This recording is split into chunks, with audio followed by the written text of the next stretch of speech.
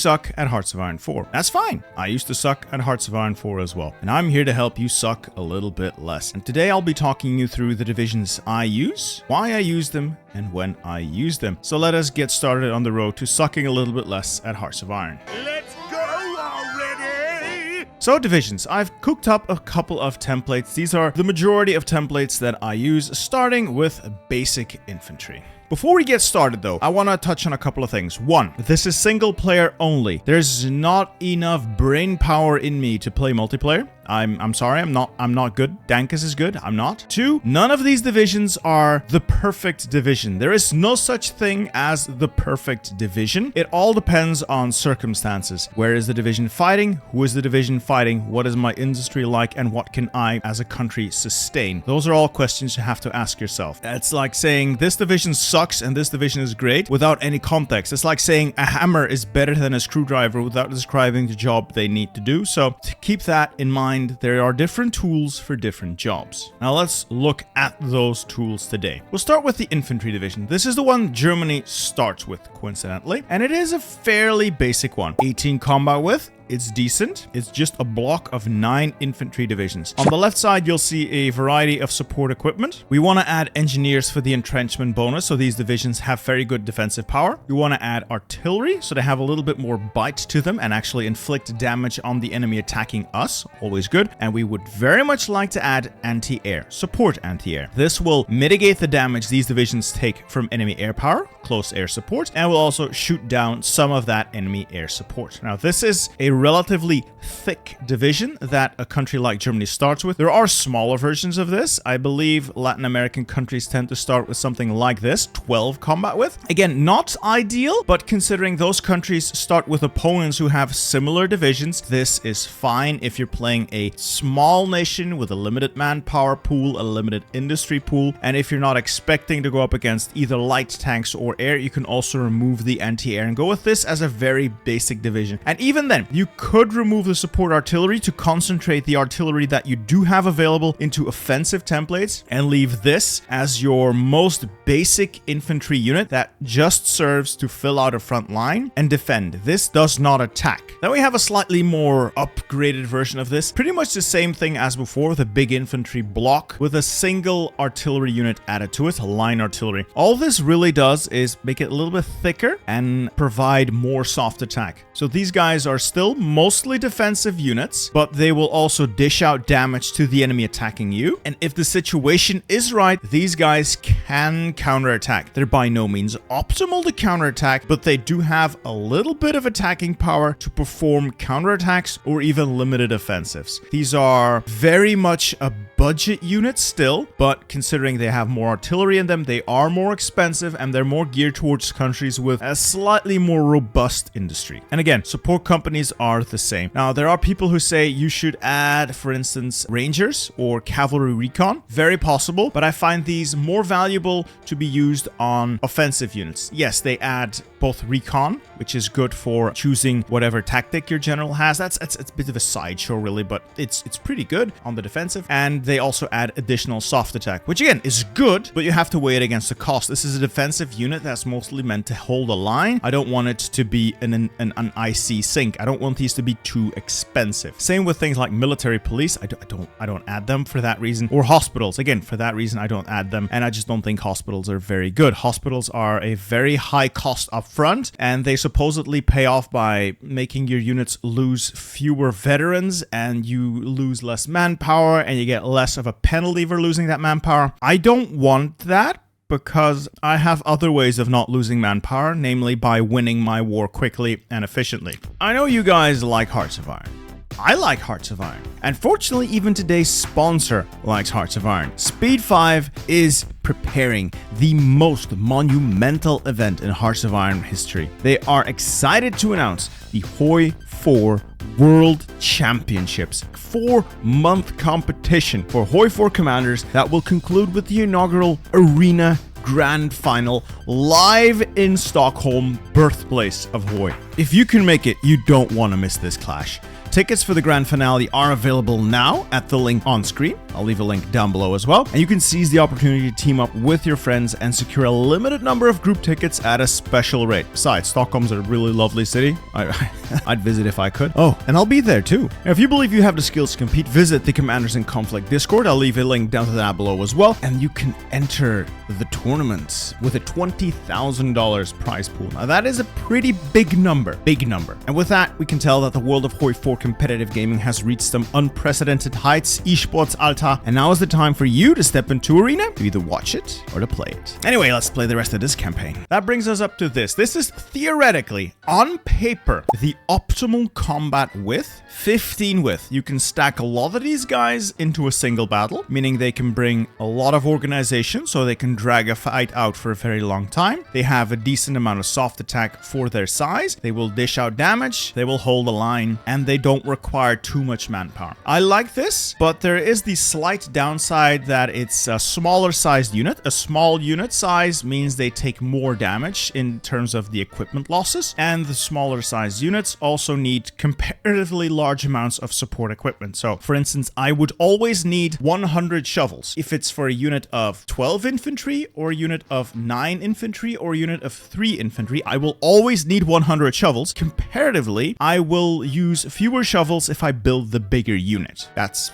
pretty much the most basic way of me explaining this. But this is a very good line unit. It can hold a line, you can put a lot of these divisions in battles, and they're relatively cheap-ish. The downside to these guys is they are comparatively expensive when it comes to their artillery cost. Artillery is expensive. Artillery takes a while to build, and you need a lot of it. Plus, if you sustain your battles for a long time, you will lose a lot of artillery as well. So, upsides, downsides, you have to weigh them against each other, but I definitely think this is a really good defensive line unit. And that brings us to the offensive units. These are units you want to build in limited numbers, and you want to concentrate them on a few points, mainly to break through enemy front lines and to create encirclements or to create breaches. They are not meant to be a big frontline order that you then click arrow and say go. You want to micromanage these and individually decide on where they go, who they attack. So the core of this will be 8 infantry battalions to provide the organization and hit points. We add 3 line artillery to provide a nice amount of soft attack. I add engineers so they not only have entrenchment, but they also have an attack bonus on various different terrain types, plus movement bonuses, very helpful. I add support artillery because it is the cheapest and most budget way of getting attack into a division. It's so good. Of course, we add support anti-air, 1, to be able to pierce the more budget tanks, and 2, to mitigate that enemy air power, and 3, in this case, I've added rangers. These are just an upgraded version of recon, so cavalry recon works as well. The purpose of this is both the movement bonus that it provides. I believe recon also provides bonuses, but they are slightly worse. It depends on what you really want. So rangers are unlocked through the special forces tree. I'll let you see in a minute. But it also directly improves our soft attack by a flat percentage. I believe it's 10%. So yeah, cavalry recon improves the soft attack by 10%. I believe so do rangers, but you need to upgrade them further down the tree. Anyway, the purpose of these guys is to attack and make those attacks concentrated. So I want them to have high soft attack, reasonably good movement modifier so that they can make a gap and go in quickly. They are roughly 25 combat width, so they can really operate well in less favorable terrain like mountains. Why am I not optimizing these, for instance, for, say, plains? Because plains have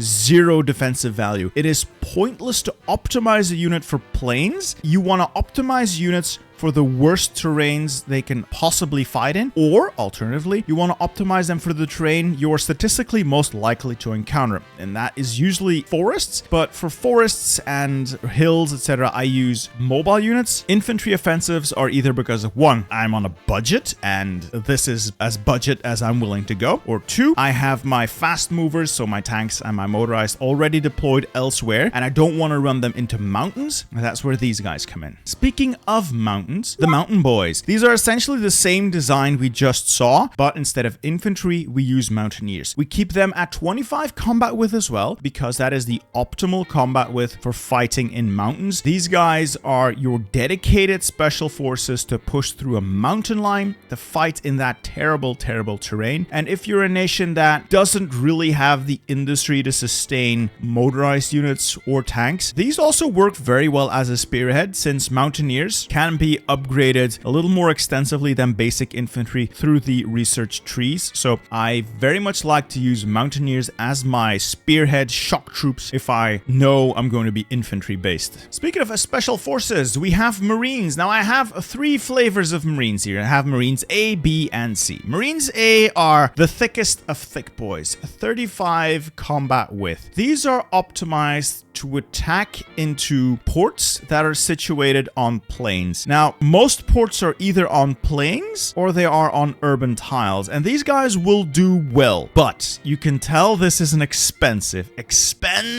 division that is not really suited to much else than taking those plain tiles. It's too big for smaller terrain types like mountains, like hills. It's not going to be wonderful in forests either. So this is very much a one-trick pony, if you will. But if you have the industry for it and you're really determined to take a certain port that's on a plains tile, these guys have your back. That brings us to Marines B. They serve the same purpose. They're slightly less optimized in terms of their combat width, so they're 1 below 35, but they are significantly cheaper in terms of artillery costs. So they have less artillery, more Marines. It's a bit of a weighing thing. What do I value most? Can I afford the extra Marines in terms of my special forces cap, or can I afford the extra artillery in terms of my industrial output? They serve the same purpose as the division before. There's just a slight variant on it. I use them depending on what my industry and my special forces cap is looking like. And that brings us to Marine C, the budget option, and honestly one I am more likely to use. It's not as expensive. It's slightly less optimized, yes, but then again, 1, the AI doesn't really defend itself very well against naval invasions, and 2, like I said before, you don't really need to optimize for plains tiles because in general, plains tiles don't provide massive combat bonuses. So these will serve very well as slightly more budget Marines. They still have good soft attack, they have good modifiers, and one thing I would change, instead of the engineer companies, I would add pioneers, but I currently don't have them unlocked. They are hidden here in the special forces branch under elevate the Marine Corps, and they get more bonuses as you go further down the tree. They are essentially engineers specifically tailored to naval invasions, providing you extra attack, extra defense, and extra movement on amphibious orders, so the naval invasions. Alright, with the infantry out of the way,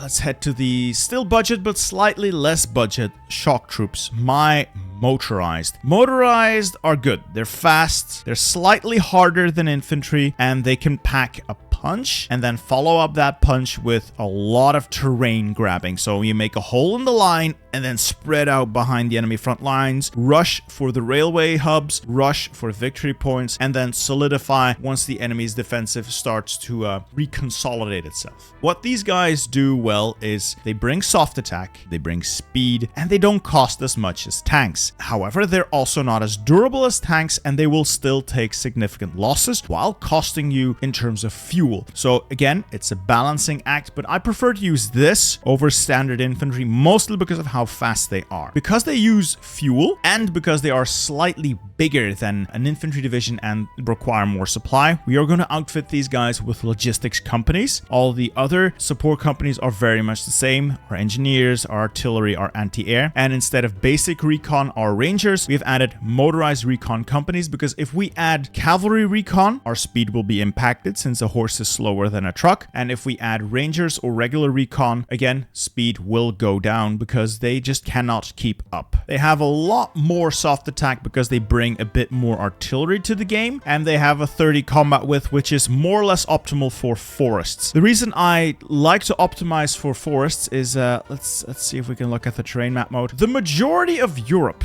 is forest. It's that green. The majority of Europe is forest. The majority of Russia is forests, except for plains tiles. It's a combination of forests and plains make up the majority of the map in Europe. Since I don't have to optimize for plains, I optimize for forests, and in general, the unit will be good everywhere. And the slight cases where it's not, like the mountains of the Caucasus or the Alps, that's where our mountaineers come in. So these are my shock troops on a budget, slightly less budget. And then the big boys, the huge lads, my Panzer Division, my tanks. So these are the tanks I use mostly. This is all without any of the doctrine stuff done and without most of the research done. So this is a baseline to look at. First, you'll see that organization here is relatively low at 22.5. This is because I don't have any doctrines providing bonuses. As a result, this is not optimal. But as you get more doctrines, either the tanks or the trucks will have more organization to contribute and the organization number will go up. What you want to aim for is a balance between tanks and trucks that results in an organization of at least 30, between 30 and 35 would be best, and a combat width of 30. In our case, what I would need to do to fix this until my doctrines kick in to make up the difference is remove a couple of tanks, add a couple of trucks, and see, all right, we're a little bit closer. I'm going to remove another tank. I'm going to add another truck. We're at 30 width, combat width, and we're at 30 organization. We'll leave it at this. And then as we get more doctrines that will impact our stats, I can then switch out a truck for a tank. And we can do that to gradually improve our divisions as the doctrines come in or as the research comes in, and makes everything a little bit tougher. You can tell here, this is where extra points come. This gives us, for instance, extra org to our motorized. Blitzkrieg gives us breakthrough and org on our tanks. Mobile infantry gives us, let's see, where are we? Extra org on our motorized. So as you get more of either the mobile warfare or superior firepower doctrine or grand battle plan doctrine, depending on which you like, you will get more org per division, and you can change the balance of this unit. This is usually what I end up with once I have all the doctrines. So slightly more tanks than trucks. It's a very hard unit. It may not have the world's greatest soft attack right now, but this depends on the kind of tank you have designed. I currently don't have any design, but the soft attack will increase with the design of the tank being more and less optimal. Currently, these are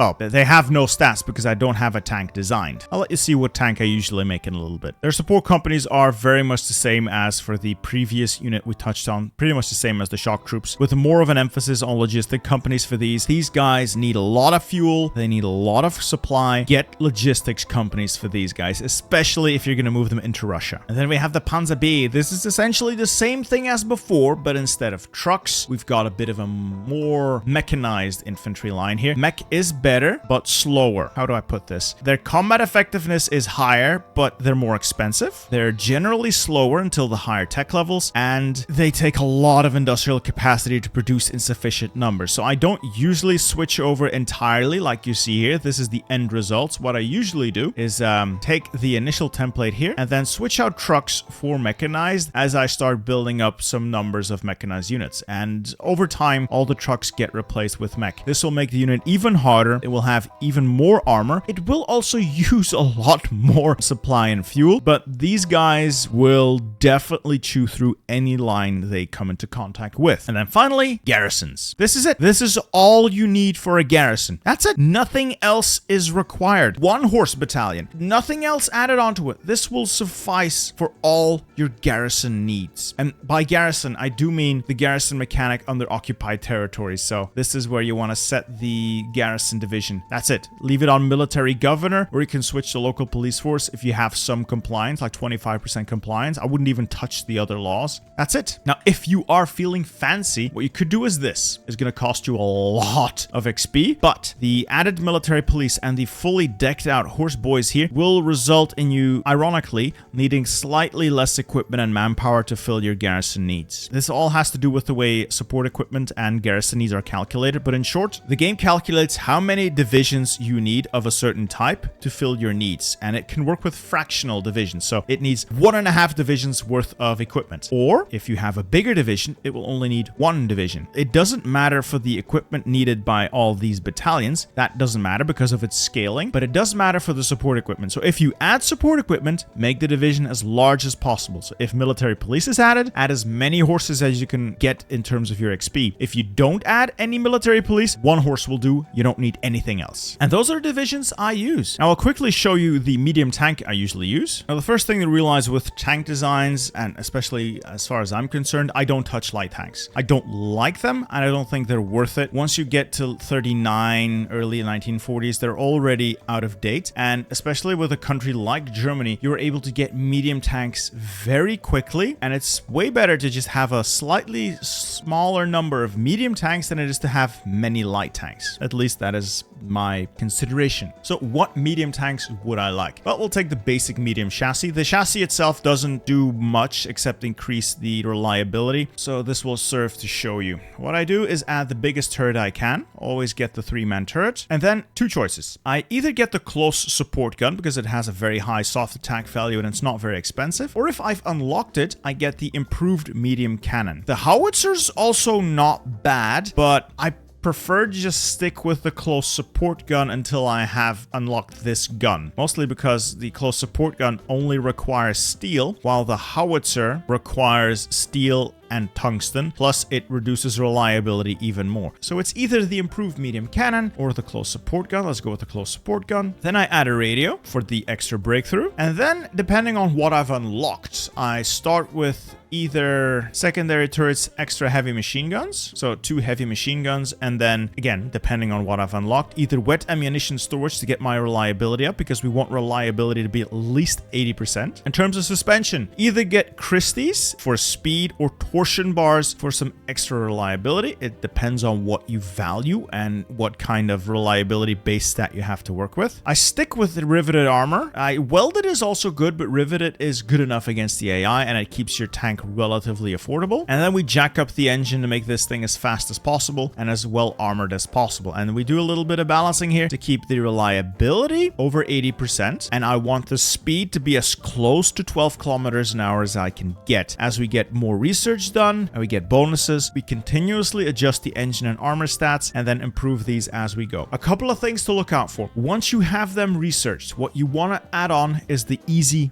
maintenance. It makes your tanks cheaper and more reliable, and it is unlocked through the second tier of maintenance companies. So these are really, really good for your tank designs, and they're just a no-brainer to add as soon as you have them unlocked. Other good things that people constantly give me shit for, but I still like it, is sloped armor. Yes, your tank's more expensive, but it's also better armored, and I do like to have tanks that can be pierced. That said, the AI is really bad at piercing tanks, so it's usually not required, and you can get by with the initial design I showed you, just increasing the tech level as you go. Like I said, getting the easy maintenance in and replacing stuff with, more modern guns, bigger guns, better radios, that kind of stuff. But the basic design is what it is. Anyway, I hope you guys learned something from this video. If there's any mistakes I made, I'm happy to read them down in the comments. And if you guys want to see more stuff like this, please click like and subscribe if you want to see more of my wonderful videos. Anyway, see you guys later. I want to say a massive thank you for hitting 200,000 subscribers here. It's been a wild ride and I want to celebrate. And to do that, I have come to you with something that I hope you'll like.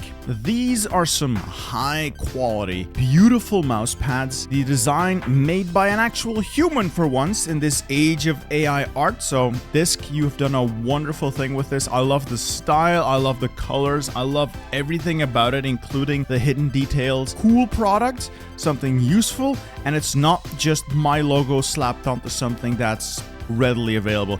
These are some really high quality mouse pads. I love the stitching. I've been using this one for a while. It's like the test sample they sent me. I love it. You can tell the people who make this, Epic Desk, I've partnered with them mostly because the founder knows what you want. Trey is a PC gamer himself. He started Epic Desk because he was frustrated from the lack of creativity and honestly questionable build quality of what you can buy online mostly, and they have done some wonderful designs over the years, and now I'm very excited to partner with them myself. Look, if you guys want one of these, there is only one opportunity to get them. These are the dates. Miss them and you will never see this mouse pad again. It will never restock. It's one and done. So if you want one of these, check out the link down below. It will bring you right to the product page. I am excited for these. I will continue to use these, and I hope you guys are excited for them as well.